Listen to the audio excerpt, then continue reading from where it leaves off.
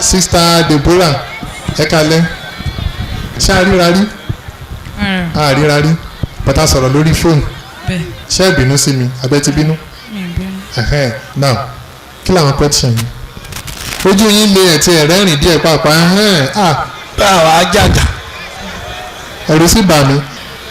mi ò kò ṣe pé bóyá mo bá jà wá àbí anything. mo tiẹ̀ mọ̀ gẹ́gẹ́ bí bẹ́ẹ̀ ṣe sọ ẹ ní àsọyépọ̀. exactly ìfọ̀rọ̀wérọ̀ àsọyépọ̀. àsọyépọ̀ yẹn gan lèmi gan bá wa lálẹ́ torí ní tó gbé mi débí báyìí ni ọ̀rọ̀ bóyá bí ìjẹrin àbí ìjẹta níbi iṣẹ́ mi ló gbé mi débí báyìí ni mo ń sọ ọ̀rọ̀ lọ́fíìsì pé ọ̀rọ̀ àwọn muslim pé nǹkan kan àwọn muslim wọ́n máa ń ṣe bákan so ọ̀gá mi níbi iṣẹ́ happens to be a muslim a dẹ̀ máa ń sọ̀rọ̀ gan tó jẹ́ pé 24 hours wọ́n máa ń pè mí so lára àwọn tajọ́ ń sọ̀rọ̀ yẹn tó ń jẹ́ bóyá bíi mate mi ẹnìkan wá nú wọn wá ní christian lòun tẹ́lẹ̀ bóun ṣe change ni mo wá ní pé kí ló ṣe ó wá ní pé kí n ní sùúrù pé tó bá dijọ́ kejì òun máa fún mi ní fídíò kan àbí mẹ́sẹ̀gì kan pé kí n wò ó mo wá ní pé òkè pé tó bá ti dé tó ṣe dé lọ́jọ́ kejì kódà mi tiẹ̀ fẹ́ fún ní fóònù mi gan pé ó kàn lọ́ọ́ máa sẹ́ndì kínní Boko Haram sórí fóònù fún mi so ó ṣàgbà fóònù lọ́wọ́ mi ó tàn bluetooth ó sẹ́ndì gbogbo kínní ẹ̀ lágbára Ọlọ́run bí mo ṣe ń délé mi ò ṣe anything mo kàn mú fóònù mi mo dẹ̀ tán kínní ẹ̀ mo dẹ̀ bẹ̀rẹ̀ sí ní wò I was given the Revelation 1 and 2 then password. Eternal bliss. Okay, yeah, password. So mo wo everything Allah. Like twice ni mo wo each and every one of them and then in fact I was convinced pé assuming pé kò sí phone number lórí kíní ẹ̀ máa ní irọ́ ni wọ́n pa but bí mo ṣe rí number mo believe pé seeing is believing but pé just half faith èmi I don't want it so mo ṣe wá pé number yẹn pé mo fẹ́ rí ẹni tó sọ àwọn ọ̀rọ̀ yìí ni ó gbé mi dé ibi báyìí lẹ́ni mo dẹ̀ dúpẹ́ pé Ọlọ́run ṣe ìrìn àjò mi ní. ẹ ti rí i pé ṣé ẹni yẹn jọ mí àbí ò jọ mí. ó jọ ẹyin náà ni. èmi náà ni ẹ ṣeun. àwọn ẹlòmíì ṣe wá. now sista Deborah ẹ wo sista tó jókòó tí ì lẹ́gbẹ̀ẹ́ yìí bí oṣù bíi méjì tẹ̀yìn Deborah náà ló náà tẹ́lẹ̀ kó tó wá di ikimat. ikima ọmọ ńlá.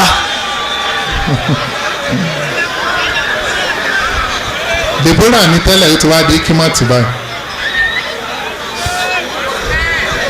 ariwo yìí pọ̀. ẹ̀jẹ̀ àdákẹ́. now sista Deborah ọmọ ìlú wo gangan ni. ọmọ Èjìgbò ni mí nílùú Ọ̀ṣun state. Èjìgbò tó wà níbi kò sọ pé Allahu Akbar. Allahu Akbar. wọ́n yà pa. Èjìgbò kí lorúkọ lẹ́yìn lẹ́jìgbò. ilé Àrẹ̀mọ. ilé Àrẹ̀mọ ta ló mọ ilé Àrẹ̀mọ ń bì. Allahu Akbar. now sister Deborah lẹ́nu ṣe tí a bẹ̀rẹ̀ lecture yìí ní nǹkan bíi wákàtí mélòó kan sẹ́yìn ẹ ti rí àwọn ẹ̀kọ́ kankan abẹ́ rí kọ́.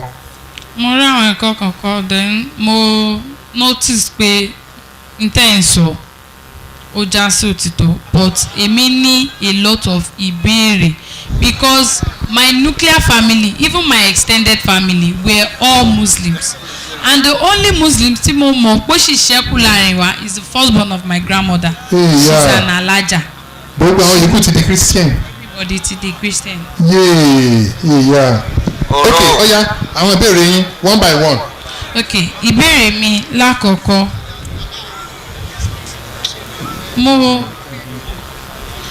mo gbọ́ mẹ́sẹ̀gì kan then mo fẹ́ béèrè pé is it true pé nínú Quran Jésù kú fún wákàtí méje Allah sì gbé lọ. irọ́ o ó lo kẹ̀kẹ́. èmi ṣe ń gbọ́ yẹn ni o. kẹ̀kẹ́ ní irú wa. mi ì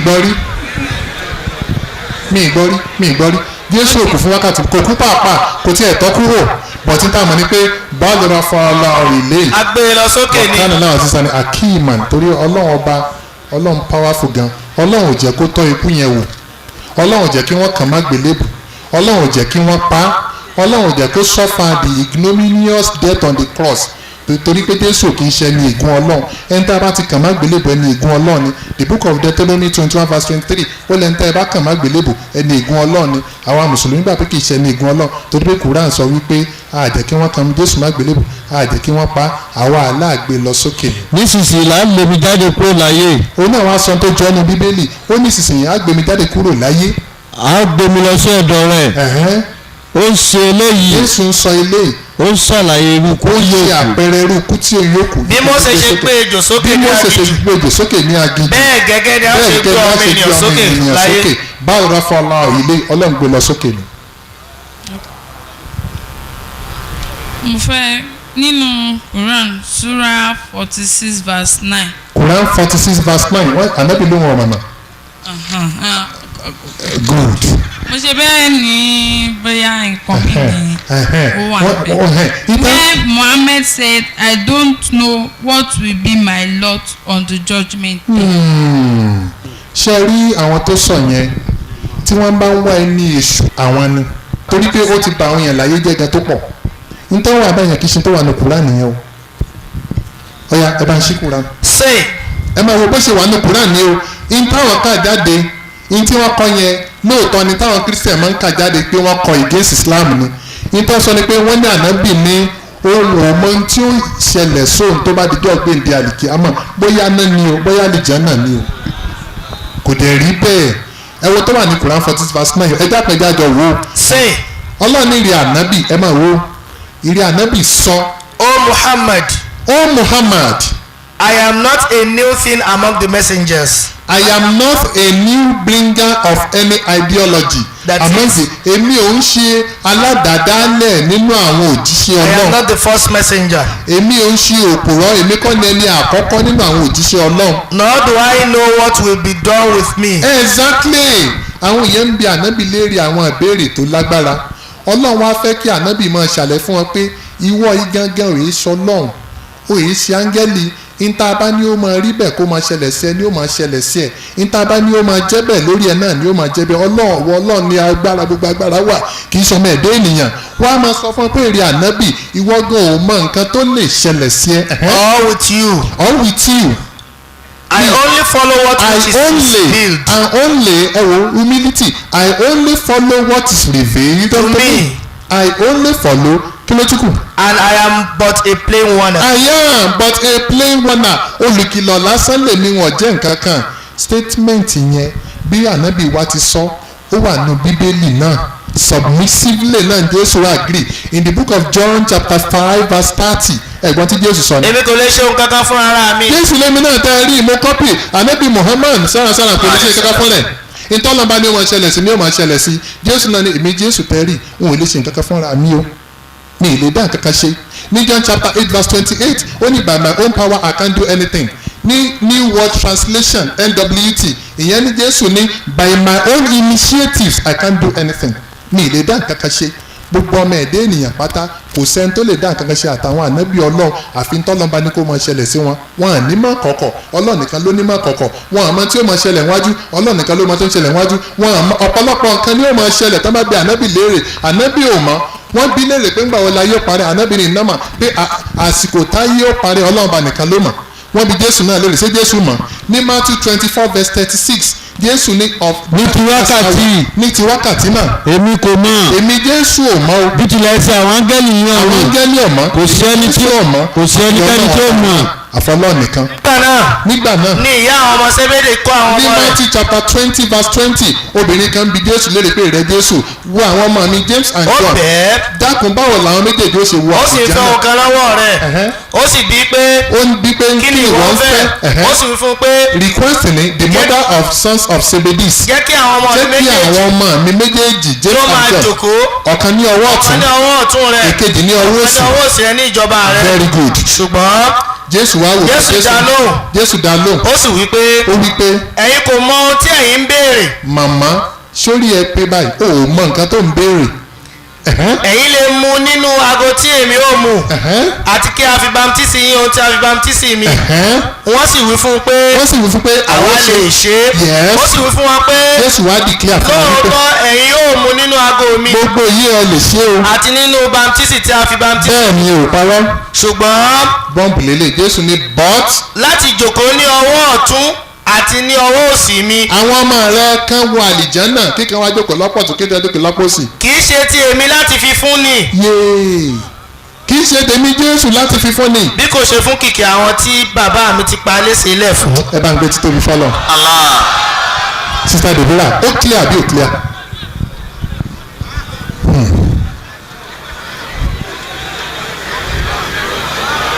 Ó clear. Ọ̀ya ẹ̀dùn gbá sọ́ọ̀tì mi. Àwọn goli wà níbi tí wọ́n mú. Okay, Quran 2:54. Quran chapter 2 Surah Al-Baqarah verse 54. 2:54. Quran 2:54. Ọ̀ya Quran chapter 2 kí ló wà ń bẹ̀? Jesus was anointed. Jesus was anointed. Abi? Oh my God. Àwọn èèyàn kọ ìwé ẹ bá ń gbé bábù jáde ẹ bá ń kó àwọn ìwé tí wọ́n kọ àwọn ibìkan wà bá dẹ̀ wọ́n ń ta àwọn ìwé wọ́n ní ìwé kankan ju àwọn ìwé tán fi tako Islam lọ. Ọyẹ bá ń kó àwọn ìwé yẹn jáde. Quran chapter 2 ẹ máa wo Quran chapter 2 verse 254 ọlọ́ni ó you believe. Spend of what with which we have provided for you. Ẹ ṣí òpó oníṣá. Quran chapter 2 verse 254 ó yá. All you believe. Ẹ̀yin tẹ́ gbàgbọ́.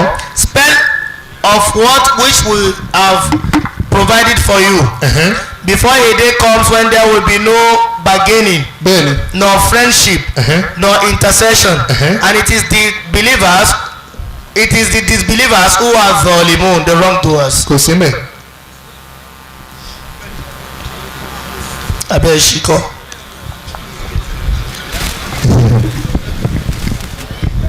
Oya another one kò sí mbẹ. Ẹ̀kan ìgbà tẹ́ ń sọ̀rọ̀ ẹ sọ wípé Quran said Jesus performed his first miracle. Yes. The first day he was born. He spoke the day he was born. Good. Kò sí yẹn nù Bíbélì. Ẹ bá ń ṣí Quran chapter 19. Nígbà tí wọ́n fi allegation tí wọ́n fi kan ìyá Jésù kò sí yẹn nu Bíbélì torí pé ẹni tó kọ alukur'an ẹni tó rí gbogbo nǹkan pátá ni Ọlọ́run àlekíọ́lá ló sọ alukur'an kalẹ̀ Bíbélì tẹ́ rí wọ́n kọ́ nípa Jesus Christ ni Matthew, Mark, Luke, John wọ́n ṣe research even Luke jẹ́ ká mọ̀ wípé ìdí tóun fi kọ Bíbélì tóun. Bí ọ̀pọ̀ èèyàn ti dáwọ́ lé ìwọ̀n ni. ó rí pé àwọn èèyàn náà ń kọ̀wé. láti to ìwọ̀n níjọ ní ẹsẹẹsẹ. bẹ́ẹ̀ ni. gẹ́gẹ́ bí ó ti gbilẹ̀ sí láàrin wa. Luke chapter 1 verse 1 to 3. àní. gẹ́gẹ́ bí àwọn tí ó já sí ìránṣẹ́ ọ̀rọ̀ náà ti fi lé wa lọ́wọ́. the minister the high witnesses and the ministers of the world. ó ṣe. as they deliver them unto us. ó ṣe dandan fún mi náà. Jesus in the book of Luke chapter 1 verse 1 the Bible says Luke deliberately wrote his chapter the chapter of the book of Luke purposely because people were writing things concerning Jesus Christ. He now said inasmuch as many people have set forth a declaration of what went around. gẹ́gẹ́ bí ó ti gbilẹ̀ sí láàrin wa. having had perfect understanding from the eyewitnesses and the ministers of the world. ti fi lé wa lọ́wọ́. it now seemed good to me. ó sì yẹ fún èmi náà pẹ̀lú. that I should write something. láti kọ̀wé sí ọlọ́lá jùlọ. to you my dear friend. Theophilus. Luke kọ ìwé sí ọ̀rẹ́ rẹ̀ lẹ́tà tí Luke kọ sí ọ̀rẹ́ rẹ̀ ni àwọn kan wá sọ di ọ̀rọ̀ ẹ̀sìn lẹ́nu. ẹ wo mi Paul. ó mà ṣeun o lẹ́tà tí ẹnìkan kọ sí ọ̀rẹ́ rẹ̀ làwọn kan wá sọ di ìwé ó dàbí kí n kọ lẹ́tà kan sí di méjì Gideon pé ọ̀rẹ́ mi di méjì Gideon nílùú Ìlóbò àwọn èèyàn fẹ́ràn àmàlà wọ́n máa ń jẹ àmàlà gan. àtẹ̀kọ́ àti mímú. wọ́n máa ń jẹ ẹ̀kọ́ oríkì Ìlóbò ní kí n kọ lẹ́tà káwọn kan wá sọ́dọ̀ rẹ̀ sìn. that is why tẹ́ bá ń ka gbogbo Bíbélì ẹ mọ̀ rí lẹ́tà Paul to the people of Ephesians Romans lẹ́tà Paul lẹ́tà náà ń pè ní epistle of Paul to the people of Galatia. ẹ wo mi Paul. Hebrew ìdí nìyẹn tí Paul fi ń kọ́ nìkan ní Galatians tó fi ní ẹwu èmi Paul. mo ṣe ń fọwọ́ mi gàdàgbà sí i. sọ̀rọ̀ náà náà nìyẹn. èmi ń sọ̀rọ̀ bí ènìyàn. Paul sọ nìkan nu Bíbélì ó ní èmi tẹ́ rí èmi máa ń sọ̀rọ̀ bí èèyàn. ìbá sọ̀rọ̀ bí àgbo. ṣe èdè yíyan náà máa sọ̀rọ̀ bí èèyàn. ọkọ̀ bí àkùkọ. Bíbélì sọ̀rọ̀ kan nìkan nígbà náà ni Paul nígbà náà ni ó sì dìde ní orí ẹsẹ̀ ara rẹ̀. ṣé nígbàdàn ṣe orí náà fi ń dìde. kò bá fọwọ́ rìn. Bíbélì fẹ́ sọ̀rọ̀ kan nígbà náà Pétérù ya ẹnu rẹ̀ ó sì ń sọ̀rọ̀. ìbá sọ̀rọ̀ láti di. Sister Deborah ẹ wọ́n jà sọ̀rọ̀ jù sẹ́ẹ̀dì Muslim. Then they brought him sẹ́ẹ̀dì Muslim. a baby. ibi à ń ká lọ.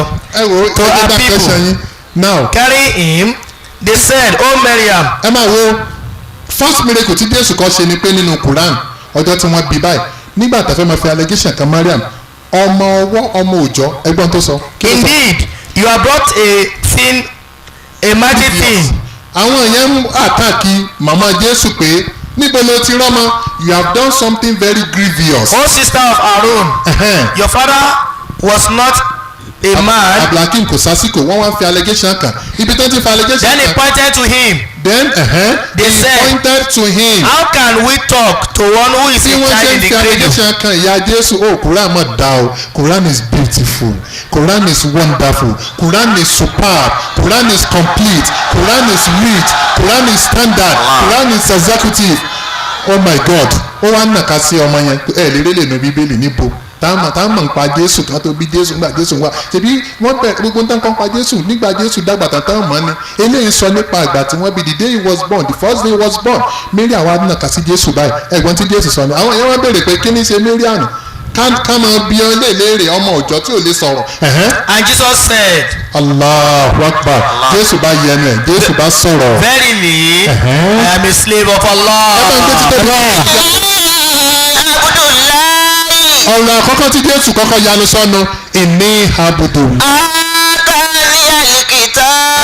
kọ̀ọ̀kanlá Jésù ti mọ̀ wípé àsìkò kan ń bọ̀ Ọlọ́run mọ̀ pé Jésù wàhálà máa pọ̀ lórí ẹ̀. He was the most understood man in the world. gbogbo ọ̀rọ̀ rẹ̀ gbogbo títì rẹ̀ kì í yí àwọn èèyàn.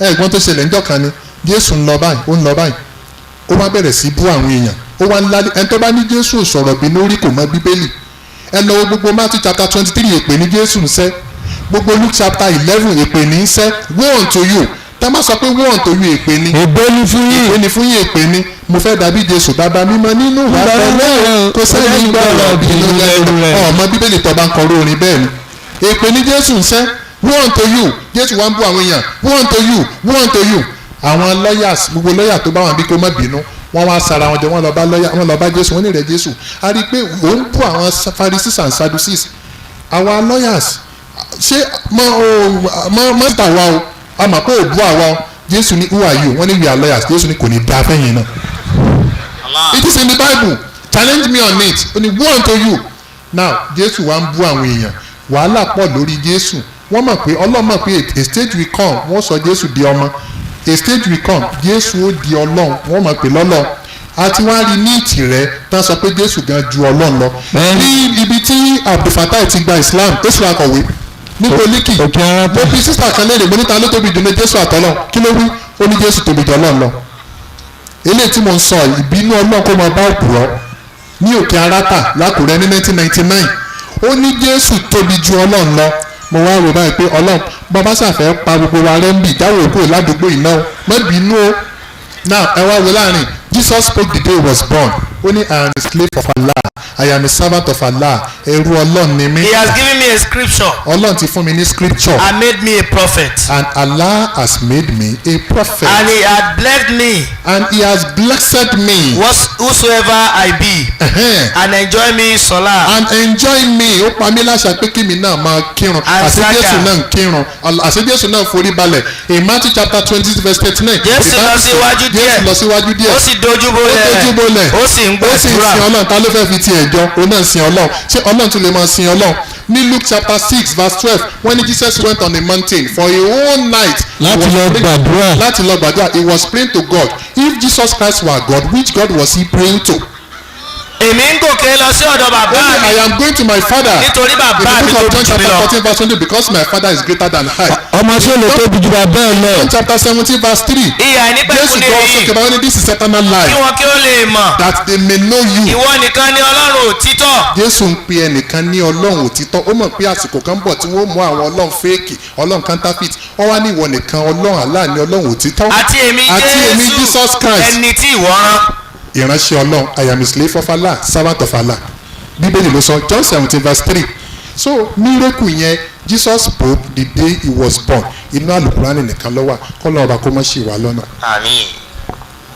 I want to ask that. Is there unity in Islam? In Islam that's what. Unity. Is there really unity in Islam? ṣẹ́rí tó ń pè ní unity yẹn language yẹn relative language ni now prophecy kan wà lórí látẹnu ànábì wa Muhammad sallallahu alayhi wa sallam pé Islam lóòótọ́ ànábì ti jáàmà ọlọ́run ti jáàmà pé Islam is the only way but n tó ń pè ní prophecy shall come to pass prophecy yẹn ni pé àwọn Islam ó pín sí àwọn ọ̀nà kan ni ó wọ ìjọba ọ̀run ṣé ń gbọ́rọ̀ mi but unity in the sense wípé báwa mùsùlùmí ṣe wà bá a ṣe wà gbogbo wa bá a bá fẹ́ jọ́sìn fún ọlọ́run bákan náà là ń jọ́sìn fún ọlọ́run èèyàn lè rí wèrè lẹ́nu ọjọ́ mẹ́ta ní Amẹ́ríkà wọ́n fi píṣọ̀ kan hàn mí obìnrin kan ó ṣáájú ó ń kírun ṣe é mọ̀ pé ẹ̀gbọ́n rí pé obìnrin ń kírun a ti mọ̀ pé wèrè pọ́nbélé nìyẹn wèrè tútù gidi nígbà tí obìnrin bá lò fẹ́ máa kírun a ti mọ̀ pé wèrè nìyẹn ó yàtọ̀ sí ìwé kan tí ọmọ Ìbàdàn bí náà ni ó kọ̀wé kan wọ́n pè ní Aminat kíkẹ́ lọ́mọ àlí ó ní níbi tó ní ìmọ̀dé wọ́n máa ń kírun fún àwọn mùsùlùmí ẹ dákun torí Ọlọ́run nílùú Ìbàdàn bíi níbo lobìnrin ti ń ṣe lè mọ́ mọ́ kò sí òkúrọ́ ni ó níbi tí ó ní ìmọ̀dé náà wá ní Àmínà kíkẹ́ lọ́mọ wá jẹ lè mọ́ mọ́ kó náà bá fi jẹ lè mọ́ mọ́ àdúgbò ó pè ó yẹn ní living the world for the world ó pè nú ayé ó gbá Jésù mú irọ́ nípa obìnrin ṣe lè mọ́ mọ́ bóbìnrin bá jẹ́ ìmáàmù tó bá rí aláìsá fún ọmọ tún gbogbo ìgbà ní bẹ́ẹ̀ lọ́mọ tún ni tó bá tún rí kú. bóbìnrin bá jẹ́ ìmáàmù lásán ká máa kírun lọ́wọ́ kí wọ́n ti ṣèkámà bisimilayi rahman rahim bóbìnrin bá jásí látẹ̀yìn pé oyin jẹ̀mọ́ alálàyé láyé nínú Islam ẹ jẹ́ n sọ secret kan fún yín as a Muslim tẹ́ ẹ̀ mẹ́ni kankan rí báyìí ẹ lè wọ mọ́sálásí ẹni mosque kírun mọ́sálásí tá a ti kírun lónìí a kírun ń bẹ̀rẹ̀ látijọ́ tí wọ́n ti dá wa sáyé adẹ̀wọ́bẹ̀ atòlẹ́yìn bàbá wa imam wọ́n sì fún wa ní very sound utuba imam náà wọn à ní mà padà síbú láíláí ó sì wọ gbogbo wa lára now ọmọlẹ́yìn kristi kan fẹ́ gba sílámù ọjọ́ kan ó ní tó fẹ́ di muslim ni pé òun dé Àkúrẹ́ òun wá fẹ́ jọ́sìn òun wá ń béèrè pé church òun ò rí parish òun definitely nígbà tí ò ti lè kò lè worship nìyẹn lè rí deeper life kó ló ń lọ sí ajẹ́rìí kó ló ń lọ jàrú sẹ̀lẹ̀ ò lè lọ jọ́sìn ní redeem nígbà tí ò mú gbó redeem ò lè lọ sí methodist nígbà tí ò mú gógó anglican wà lè wo sùsù lónìí kó wà lè lọ sí church àwọn Gideon nígbà tí ò kó lè lọ sí Seventh Day Adventist church nígbà tí ó wọ fún. àwọn Seventh Day ọjọ́ wo ni àwọn worship brother Gideon Saturday ni òní ìbá àwọn lọ sí church òní àwọn lọ sí church wọ́n dẹ̀ believe pé gbogbo ẹni tí ò bá ti worship jọ Saturday pé orí wọn ti dàrú kí wọ́n yẹgi fún wọn. ìrọ̀ lọ́sàn yẹn o wọ́n believe orí wọn ti dàrú so nínú Islam ẹ dákun gbogbo ibi tán ti kí irun jimat lẹ́nìí rákà mélòó ni wọ́n kí ní Ìbàdàn mélòó náà kí ní Ìwó mélòó ni lọ́yọ̀ọ́ mélòó ni ní Ṣakí mélòó ni ní London mélòó ni lamẹ́ríkà mélòó ni wàhálà méjì náà ni. wọ́n tẹ̀sí mọ́ bí abúlé láàyè wàhálà tàtàfàràkù. ẹ ṣeun now last question ẹ sọ̀rọ̀ sókè dáadáa no máa kí wọn yóò sọ̀rọ̀ mọ́ kí ló dé ok. ibo ló wà nínú Quran pé kán kírun ní ẹ̀ lójúmọ́ fine.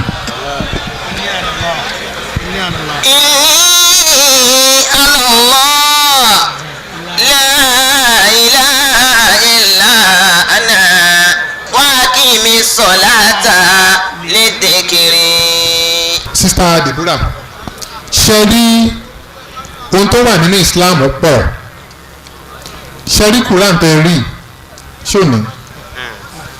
báwo lélẹ̀. This is the word of God. ọ̀rọ̀ ọlọ́run pọ́nbélé ni. This is al-Qur'an.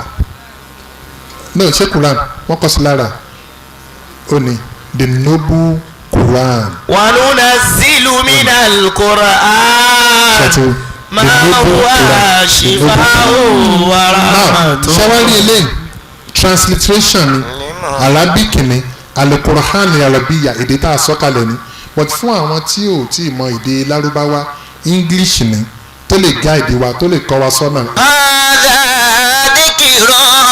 mubarakun anzalnahu afa antum lahu munkirun. dhalikal kitab. ṣé wá rí bálùkùrán ṣe wá wáyé a sọ kalẹ̀ fún ànábì ọlọ́run kan ni and that was the only prophet of Islam, Prophet Muhammad. Anabi Muhammad ni Ọlọ́run ní kó wá perfect Islam. Muhammad nìkan ló kọ Quran. Muhammad nìkan ló kọ kọ́ọ̀kẹ́ kò tó bẹ́ẹ̀ ọ̀rọ̀ Ọlọ́run ni but àwa sọ̀kalẹ̀ revelation yẹn a sọ̀kalẹ̀ fún Muhammad bá a ti sọ Injil gospel fún Jésù bá a ti sọ Psalm Sabur fún David lọ́lọ́run náà wá sọ̀kalẹ̀ fún Anabi Muhammad scripture ẹ̀rí pé Jésù náà sọ mi pé and I'm given a scripture now ṣé wá rí gbogbo orígun Islam pátá the teachings and doctrines of Islam ó wá wà embedded nínú Al-Qur'an Ọlọ́run ti sọ síbẹ̀ ṣùgbọ́n nítorí pé Ọlọ́run bá àlékè ọlá ọ̀rọ̀ Al-Qur'ani Ọlọ́run ọba ló sọ Ọlọ́run á jẹ́ ká mọ̀ wípé Muhammadu tẹ́ rí sallallahu alayhi wa sallam Ọlọ́run á sọ̀rọ̀ kan bẹ́ẹ̀ pé a máa kọ́ yín ní àwọn àṣẹ kan àwọn ìlànà kan Ọlọ́run á ní laqad kana lakum fi rasulillahi uswatun hasanatun. Allah says indeed in the prophet of Allah this Muhammad you will find in him an exemplary conduct exemplary character Ọlọ́run ní ẹ máa rí àwọn àríkọ́ṣe tó dáa lára ẹ̀ ànábì ló wá kọ́ wa Ọlọ́run ní ká kírun nínú Al-Qur'an àwọn èèyàn wá béèrè pé báwo la ṣe kírun mélòó la kí ìgbà wo la kí kí la ṣe ká tó kí kí làwọn kan tá a máa wí ànábì ló wá practicalize ẹ̀ fún wa ṣe ti understand báyẹn bánábì ti wá ṣe fún wa yẹn ó wá wà nínú the tradition of holy prophet tá à ń pè ní hadith that is why ẹ lè separate hadith sí kúrò lọ́dọ̀ Quran so hadith are the teachings and words of the holy prophet Muhammad so ibẹ̀ láti wá rí bá a ṣe ń kírun ibẹ̀ láti rí bá a ṣe ń gbàwẹ̀ ibẹ̀ láti rí bá a ṣe wẹ̀ jánábà ibẹ̀ láti rí tábà ọkọ àtìyàwó ojúṣe tẹ́rìbíyàtòlè alad bá a ṣe ń tọ́jú ọmọ ànábì ló ṣàlàyé gbogbo ẹ̀ fún wa ṣùgbọ́n Ọlọ́run make mention nínú Al-Qur'an bó ṣe rí nìyẹn. Bible mi ò tí ì wà satisfied. mo máa go on your question. There is a passage of the Bible tó sọ wípé kí obìnrin. Okay. kó má ṣe wọṣọ àbí lo bẹ́ẹ̀ ni nǹkan ọkùnrin yes. but there are Muslim sisters that wear trousers now. ó possible ṣé yẹn nìkan lè rí there are so many Muslim sisters tí ò borí there are so many Muslim sisters tí ń ṣe ṣìnà there are so many Muslim brothers tí ń mọtí ìyẹn wà ìdí nìyẹn tá a fi sọ pé gbogbo yẹn ẹ̀ṣẹ̀ èṣù ló jẹ́ ká máa ṣe but one fact remains whoever believes in Allah tó sì gba òjíṣẹ́ ńlá Muhammadu gbọ́ sallallahu alayhi wa sallam ṣé ń gbọ́rọ̀ mi ẹni yẹn ni mùsùlùmí ṣùgbọ́n tá a bá rí àwọn èèyàn tí ń dẹ́ṣẹ̀ á lè fẹ́ kú àwọn tí ń dẹ́ṣẹ̀ ìyẹn náà ni gbogbo irú àwọn gábìrín wà láti máa sọ fún wọn pé Ọlọ́run ní ká má ṣe báyìí Ọlọ́run ní ká ṣe níṣẹ́ gbọ́rọ̀ mi kì í ṣe pé tá a bá pè yẹn ní mùsùlùmí kò gbọdọ̀ dẹ́ṣẹ̀ no ìyẹn náà là ń sọ pé àwọn ni bàbá ń sọ lẹ́ẹ̀kan pé ọ̀pọ̀lọpọ̀ àwọn mùsùlùmí ni ò mójúṣe wọn gẹ́gẹ́ bí mùsùlùmí àìmọye pásọ̀ tó fún yàn sí ògùn owó ó wà bí òsì. jẹ́ kí àwọn obìnrin kí ó dákẹ́ nínú ṣọ́ọ̀ṣì. so èyàn ò gbọ́dọ̀ fi nǹkan tí èèyàn ọmọ ẹ̀dá ènìyàn ń ṣe weakness a gbọ́dọ̀ fi justify ẹ̀sìn obìnrin tí ń wọ ṣòkòtò tí ń ṣí orílẹ̀ a lè fi justify Islam because n dábìrì ni pé ṣé Islam ni ó mọ ṣí orílẹ̀ ṣé Islam ni ó mọ wọ ṣòkòtò ṣe ti gbọ́rọ̀ mi so these are facts of life ìmáàmù tó bá fọmọ sí oògùn owó ṣé Islam ní kó fọmọ sí oògùn owó. pásítọ̀ tó bí ò jẹ́ máàmù náà tẹ́lẹ̀ yóò fọmọ sí oògùn owó Islam lòdì sí àwọn tí ń para wọn dáńpẹ̀ ní Boko Haram ṣé Islam ní kan pààyàn ìtọ́nà sọ́nà ìpínlẹ̀ pé tó bá pa èèyàn kan ó bá pa ẹ̀mí kan fàkà ánàmọ́ kọ́tàlá náà ṣàjẹ̀mí ìyà ó pa ọjà nígbà tó gba ọkọ ọmọ ẹ̀dẹ́ ènìyàn lẹ́ni so tẹ bá lẹ́nìkan tó bá pààyàn tó bá ní àwọn mùsùlùmí ń pààyàn in fact ọ̀rọ̀ burúkú gbà ní mùsùlùmí ń pààyàn láti jọ́ tẹ tí ń bá àwọn mùsùlùmí gbé ní òlẹ́rìí pé gbọ́ pé mùsùlùmí kan pààyàn nílẹ̀ wá ń bì so gbogbo ìjà tẹ bá rí lókè tí bá ń ṣẹlẹ̀ bóyá eyín kojú èyàn tó ń ní Boko Haram in fact political fight ni wọ́n kàn ń wé mọ́ Islam ni ṣé Christian pààyàn àwọn militant Niger Delta tí ń pààyàn jò ní ṣé mùsùlùmí ni wọ́n but wọ́n à ní sọ wípé Christian ni wọ́n wọ́n ní militant ni wọ́n so tẹ bá ra àwọn kan tí bá ń pààyàn náà ní north náà wọ́n wà ní mùsùlùmí ni wọ́n à ní sọ wípé militant ni wọ́n ní mùsùlùmí tàbí kan sọ pé terrorist so gbogbo orú yẹn gbogbo nǹkan ṣe yẹn àbòsí náà ń ṣe fún Islam but Ọlọ́run bá àdékẹ́ láti fún àwọn prophets yẹn pé whether we like it or not Islam is coming to prevail so tẹ bá rẹ́nìkan tí bá ń dẹ́ṣẹ̀ ẹ ní fi èèyàn ẹ̀gbọ́n tẹ́nìkan sọ ni ó níjọ́ tẹ bá ti rí mi tí mo bá ń ṣe dáadáa tí mò ń hùwà dáadáa ó ní ẹ gbà pé Islam tó wà nù mí ni ó jẹ́ kí n máa ṣe bẹ́ẹ̀ ìjọ́ tẹ bá rí mi tí mò ń ṣe àìdá èmi gangan ni mò ń ṣe kì í ṣe Islam so bí yẹn ṣe rí nìyẹn another question.